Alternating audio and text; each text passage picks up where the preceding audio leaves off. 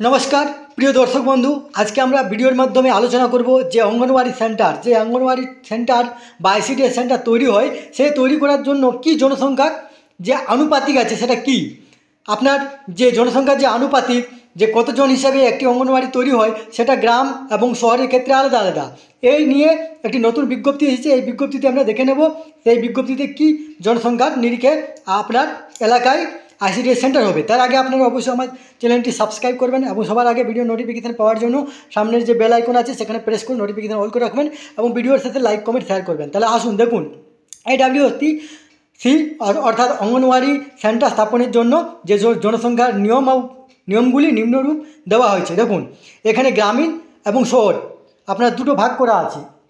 গ্রামের জন্য আপনার মিনিমাম জনসংখ্যা 400 চাই, তাহলে একটি অঙ্গনওয়াড়ি সেন্টার হবে, এবং শহরের জন্য মিনিমাম 800 চাই, তার জন্য একটি অঙ্গনওয়াড়ি সেন্টার হবে। এরপরে বেশি জনসংখ্যা থাকলে কি হবে দেখুন, যদি 800 জনসংখ্যা থাকে বা তার উপরে থাকে তাহলে গ্রামের ক্ষেত্রে দুটি হবে, এবং যদি শহরে আপনার 1600-র উপরে থাকে তাহলে দুটি হবে।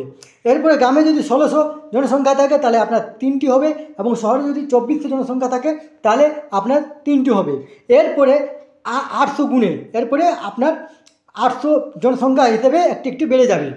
এরপরে উপজাতি এলাকা, নদী, মরুভূমি, পাহাড়ি এবং অন্যান্য কঠিন এলাকা, এই এলাকাতে বিশেষ করে নর্থ ইস্ট যে আপনার আছে পার্বত্য অঞ্চলগুলো, সেক্ষেত্রে কিন্তু গ্রামে যদি 300 মিনিমাম জনসংখ্যা হয় তাহলে একটি অঙ্গনওয়াড়ি, এবং শহরে যদি 800 তাহলে একটি অঙ্গনওয়াড়ি।